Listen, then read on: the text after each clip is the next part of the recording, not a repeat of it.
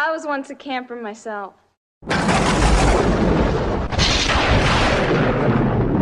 it wasn't anything like this. Jeep creep.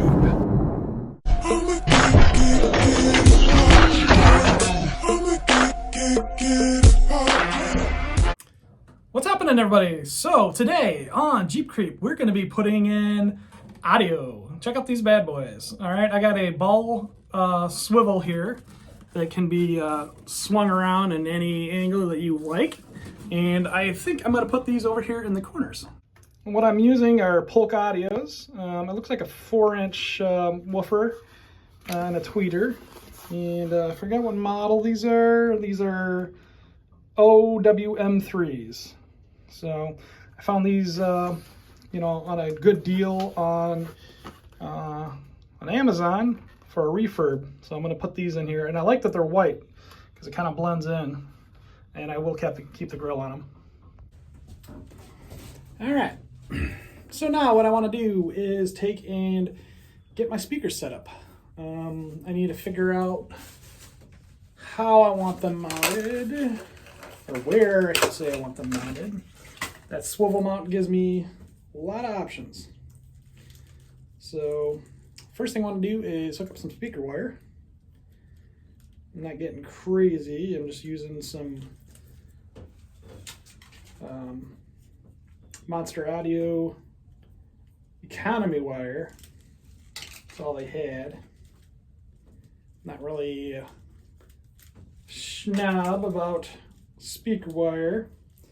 I'm using 16 gauge, which I think is ample for these speakers. We're not pumping a ton of power in them, so at least with this speaker wire, it's copper and silver, so I can tell what's positive and negative. I'll hook that up first. Not going to use banana clips or anything fancy. Here's the connectors right here. So let's see if I back them off. Yeah, it's just the screw down crimp style or compression style. All right, I don't know which orientation I want them in. If I want them tall like this, or they can go like this. I originally bought them because they can go like this, but I have enough room to do either setup. It can go like that, or it can go like that. So let's go ahead and pop in our ball mounts. These ball mounts didn't come with this. I like these a lot. By a company called, what is this? BL? I don't know. They're made in China like everything else, but they work pretty good, and they accept my screws pretty good. So I'm just gonna go ahead and get this mounted. I need to figure out the orientation of the mount, because the mounts, as you can see, doesn't have much of left and right, but has a ton of up and down. So I don't know if I need more space for up and down or left and right. I think up and down. Do it like that.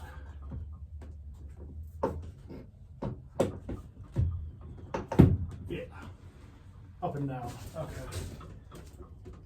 And then with that facing that way, so I can turn it more.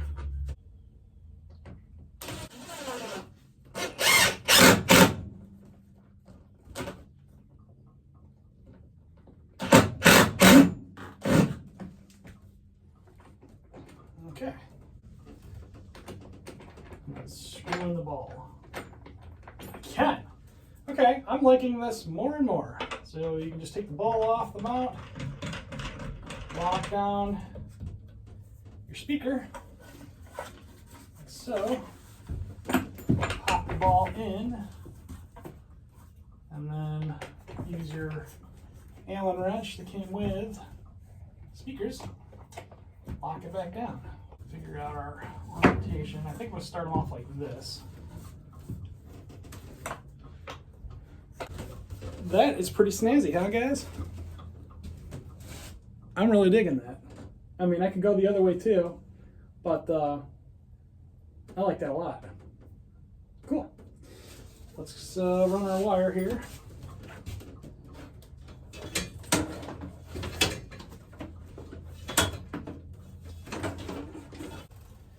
And then I need to figure out a way to keep that speaker wire mounted. Like, I think I'm gonna like have it mounted behind this 2x4.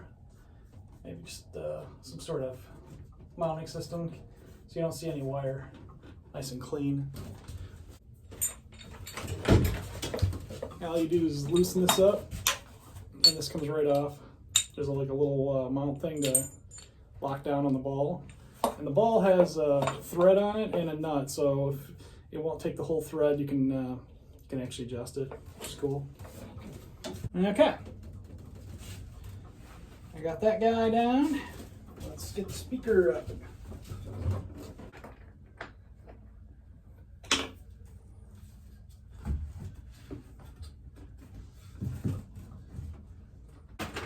To be determined. But for right now, that's pretty cool. That nut, you could turn it to so you can't swivel it as easy, I guess. But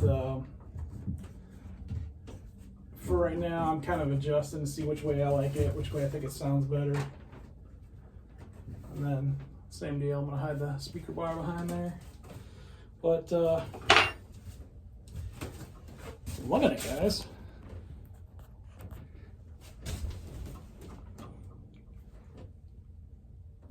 Audio. It's gonna sound good. All right, so we got it in. The little mini amp receiver that I'm going to be using, and I found a good deal on one on Amazon. You can buy used products on Amazon and save some bucks. But this is the Fosi Audio mini amplifier. Let's take a look, see what this looks like. Hi-Fi made fun. Okay. So this is a sweet little mini amplifier, and this is the BT30D, and you got a little on-off switch right here. Nice, attractive toggle switch, and all the knobs are really nice. They got really good feel. They got little nice grips on there, the metal.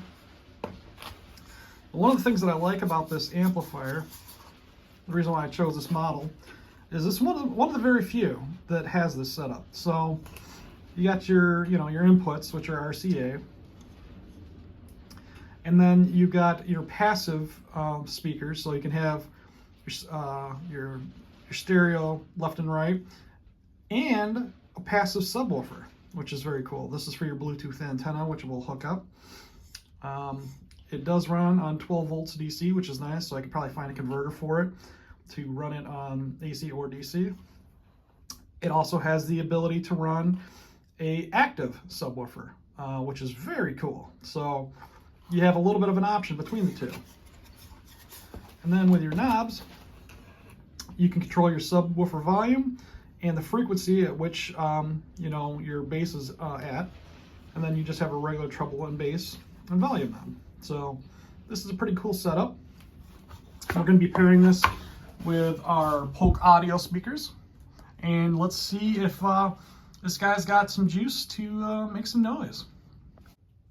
All right, got it plugged in, got my wire leads tied in. I do kind of recommend using banana clips for this guy because it is kind of a small form factor and it's just easier to work with. But here's your power on standby light. Flick on the switch. Or maybe that is power on right there. Okay, let's add the Bluetooth. All right, as soon as you pop it on and go into your Bluetooth, it just shows up as Fosi Audio. So I'll just click that. Connected. It just makes a nice little little beep, and the light turns blue, letting you know that you are now connected. All right, before we get started, let's go over some of the technicals. So this is using Bluetooth 5, and the big thing here is it's using a Texas Instruments TPA3116D2 high performance chip to output 200 watts stably, low distortion, high definition. So it's actually a pretty good quality build. Here's the other specs. I'm not sure how many actual watts per channel, but this claims 50 watts times 2 plus 100 watts for the sub, I'm thinking, because you got power output 20 to 200 watts. So it's a pretty decent miniature amplifier. All right, we got some extreme, no copyright, bass boosted music.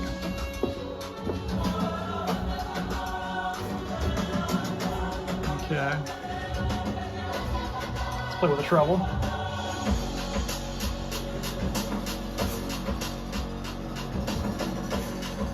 You gotta turn up halfway. Ah, that gets pretty loud.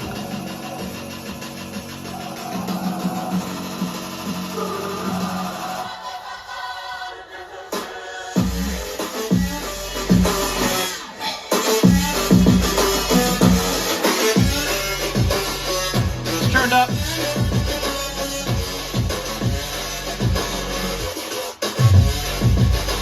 Wow.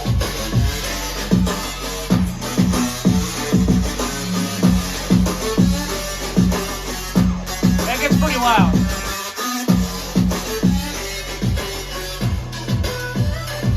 That's turned up all the way. Let's try the treble.